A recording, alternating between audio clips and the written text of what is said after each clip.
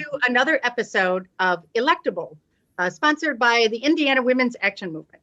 I'm Deb Chubb, and I am just really happy to be back with Angela Elliott from House District 93. She worked very hard last year to win the race to be the state representative for House District 93. We worked together all the time, and it was just such a pleasure to work with such an outstanding candidate. So, but we're back today because, unfortunately, Angela Elliott is not the state representative for House District 93. A gentleman named John Jacob was elected, one of the most extreme radical Republicans in our state.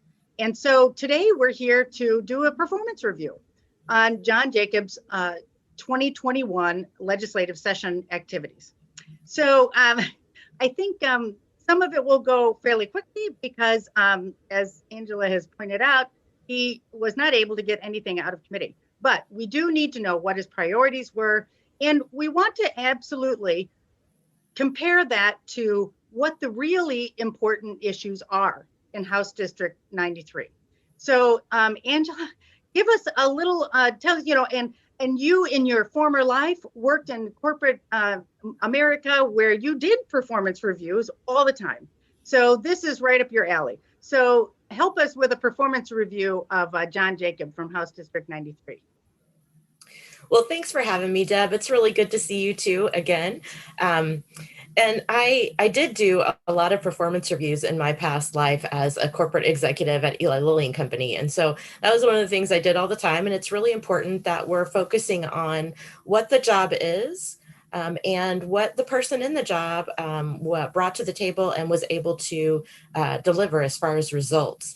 And so this session, John Jacob just did a local legislative update where he shared with us as constituents how the legislative session went from his perspective. So he shared all the bills that he put forward.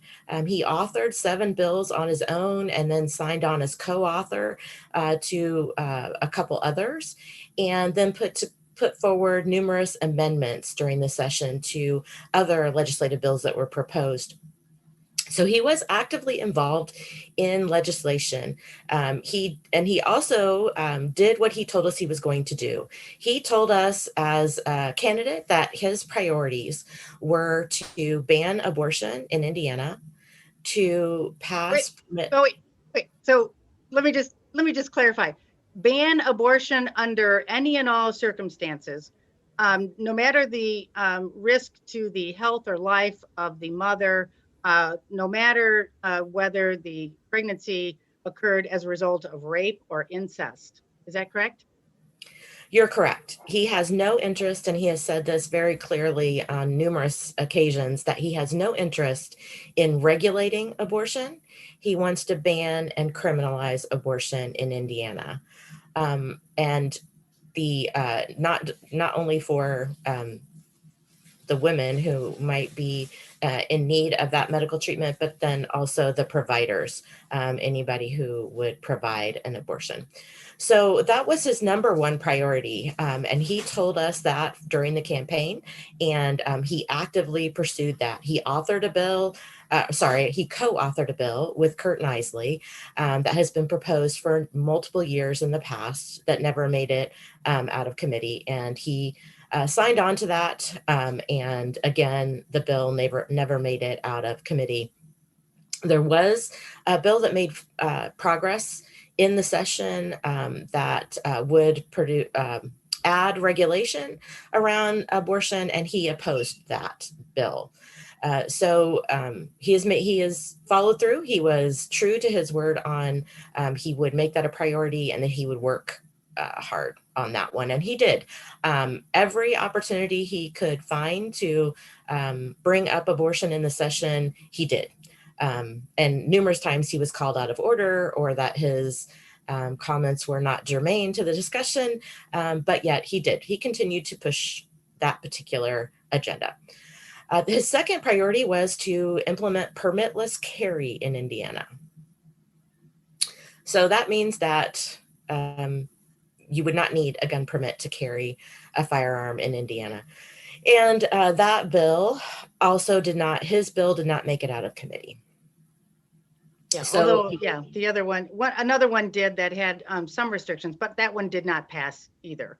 The notion of, although I will say that particular bill, they're not written here in Indiana, they're written by Alec. That particular bill did pass in Texas. So and it that made means it through that the when House of Representatives. here, right, in Indiana, it did, right. Yeah, in Texas, it was fully enacted, signed by the governor and everything. And so that means that when a police officer sees someone with a gun, there is no way to tell whether that person has passed a criminal background check or whether that person is legally possessing that gun.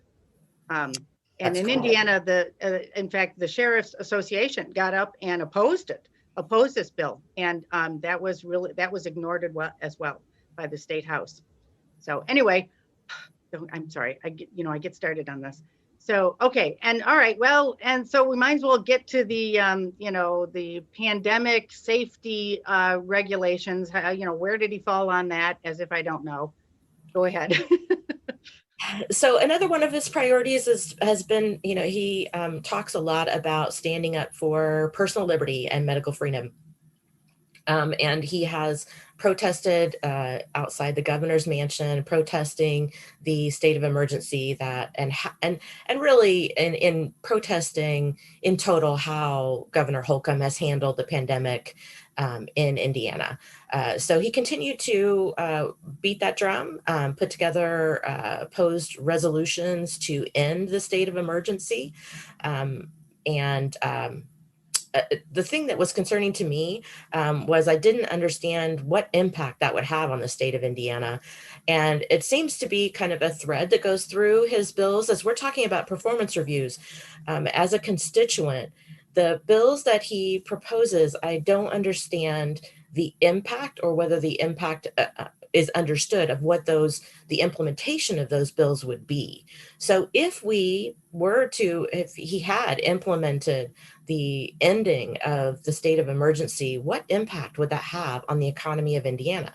What impact would that have on people who needed the loans that were provided through federal assistance for small business owners? What impact would that have had on food assistance funding that we were able to receive through federal monies that we received because we were in a state of emergency? What would that impact that would have had on families that were really in need of those things during the pandemic?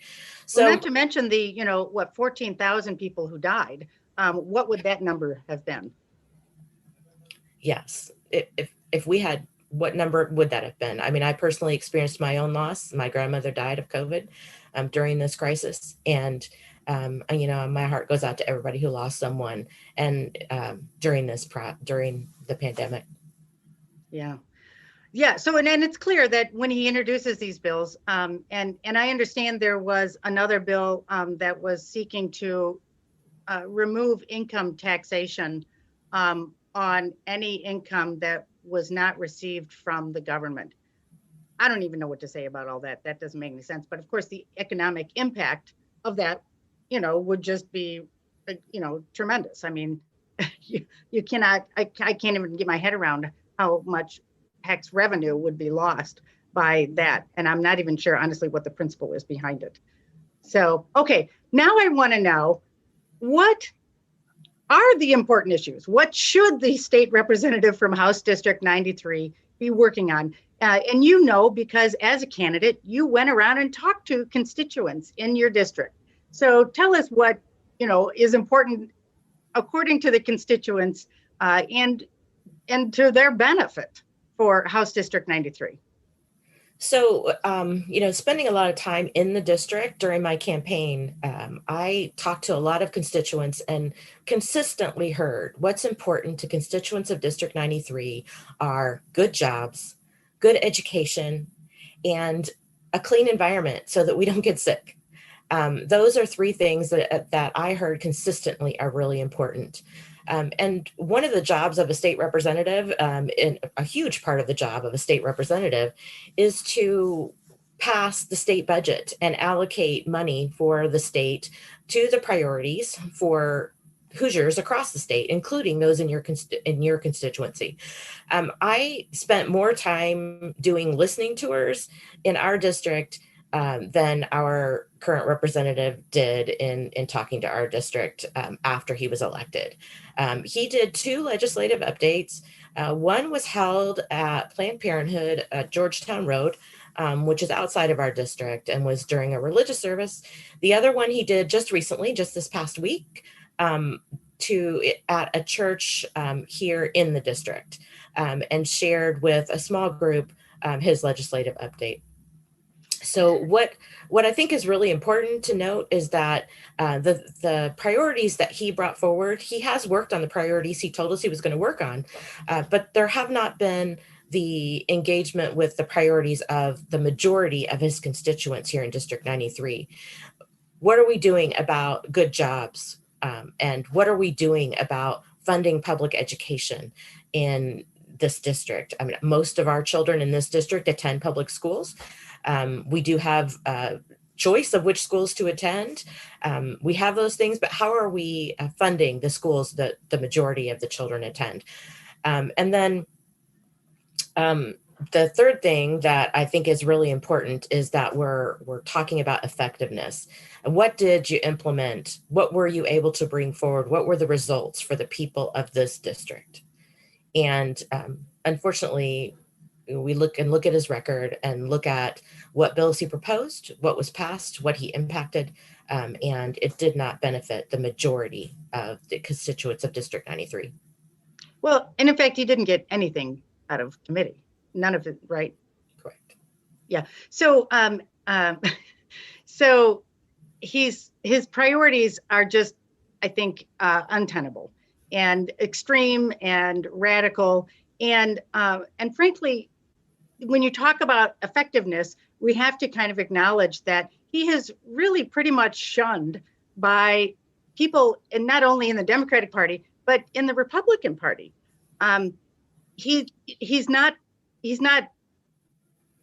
Nobody wants to talk to him because he is so radical. He shared that directly. He is happy to share with you that he feels he is a disruptor, and that he is expecting that his colleagues will primary him or draw him out of his district so that he will not be elected again. Again, when you think about a performance review, when you're talking about doing performance reviews for senior consultants, one of the things you evaluate them on is their relationship with others who have influence on the priorities they're trying to implement. You evaluate their ability to build coalitions, to build relationships with others. And I think this is one where we can also look at his performance and say that it was inadequate. He has not built relationships within his caucus. He actively disrupts sessions and pushes buttons that then cause his colleagues to not want to be involved in things that he's involved in. So as far as District 93 constituents are concerned, if we look at the person representing us, no one else wants to work with. So Right. I don't think that does a lot for us as constituents to have a representative who is basically sidelined and isn't really able to carry things forward that are going to do positive things for us as constituents. Yeah, it might have been like the last straw, the post on Facebook where he called Catholics Satanists. So, how do you work with a guy like that? Well, and I think that he, in both of his legislative updates that he did, the first one at Planned Parenthood, and then the second one that he did recently within district at Aletheia Church,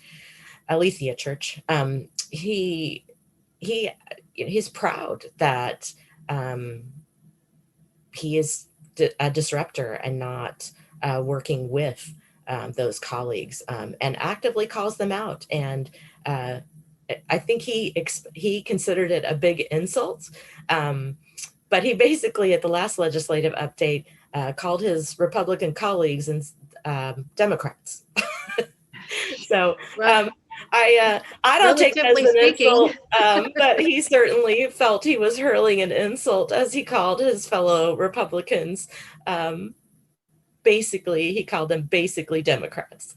Wow. Wow. That in light of the legislation that was passed that is so far radically right wing. So yeah, wow. I guess relatively speaking, I mean, I don't even know where to put him on the spectrum. So Well, he puts himself in a category called ultra conservative. So I think that, right. we can use his term. He believes and calls himself an ultra conservative. I've been trying to determine exactly what that means. I haven't found a definition yet. But I think his priorities of, banning things and, just really being extreme and radical in his policies are the definition of being an ultra conservative. Right. Well, and apparently it also doesn't actually have to, make sense.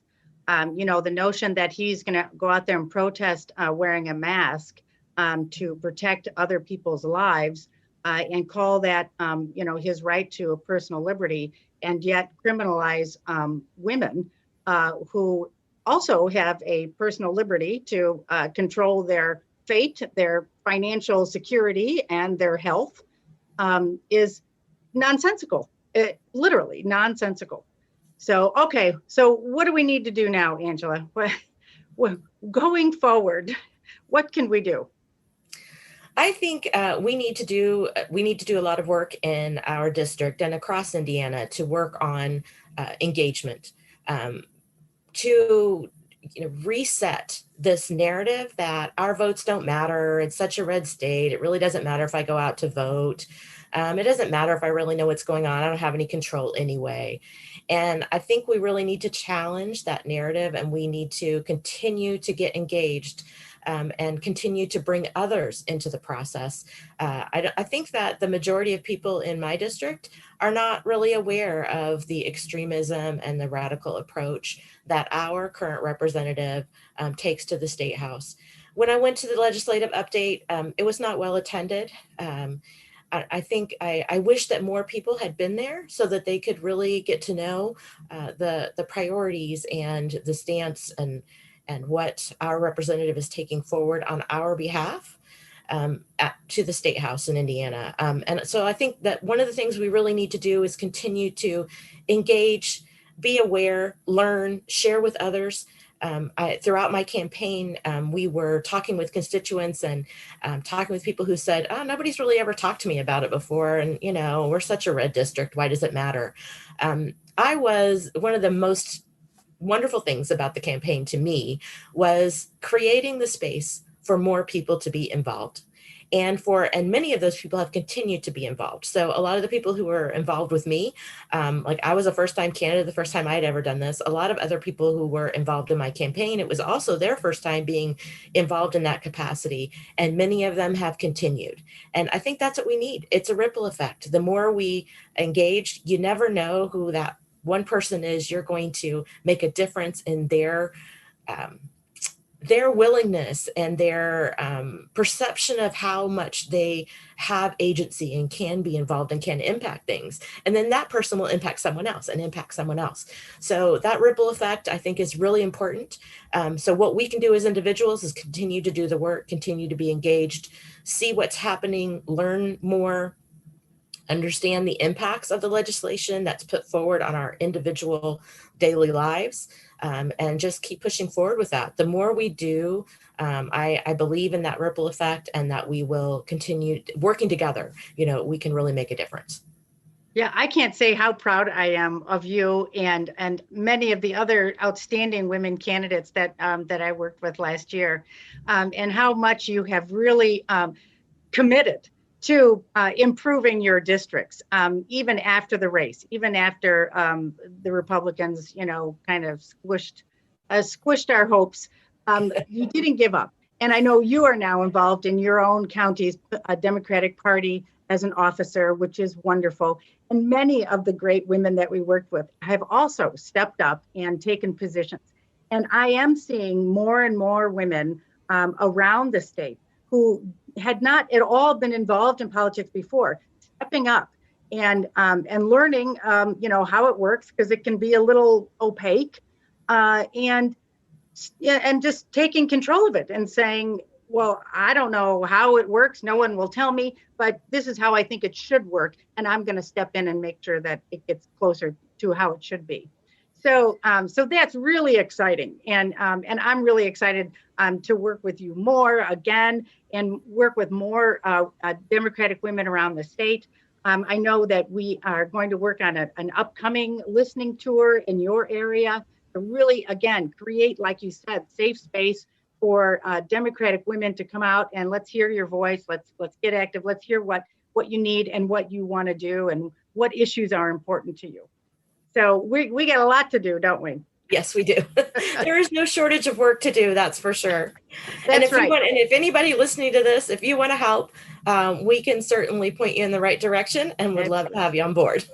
That's great. And Johnson County is really a changing demographic.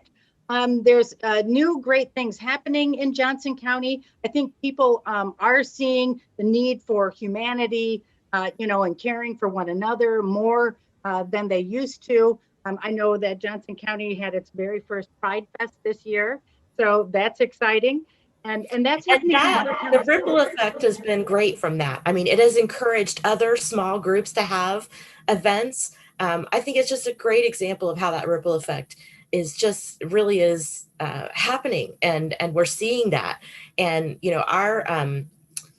our current new leadership for the Johnson County Democratic Party, we have a whole new officer group who's super energized, and they have been really working on making our getting us more visible so people know we're here, know that they're not alone, that there are more people who believe like they do and want the best for their communities. We're doing community outreach events. We sponsored the Wall That Heals that came through Johnson County. It was an amazing event honoring Vietnam veterans, and just a really special event. And that's one of the things, that's the kind of thing we're about. We're about supporting our community and supporting each other, working together. We do solidly believe that Hoosiers want to work, and that when they work together, they do better. Then they'll be able to do more. Right. And that, we need humanity in government as well as in our own little communities. And governing requires humanity. And of course, it requires the ability to collaborate and to, work with other people and get things done. So I admire your optimism and your commitment, Angela. You are just a delight to know and to be with. Thank you. So, Thank all right. you. Okay. Any other parting words you'd like to share with us?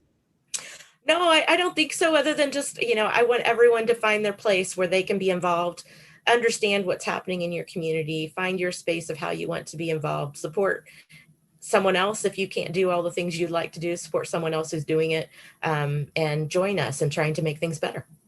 Very nice. All right. Okay. So we may have to do this again. We'll see how things play out. But otherwise, until then, take care. Okay. Thank you.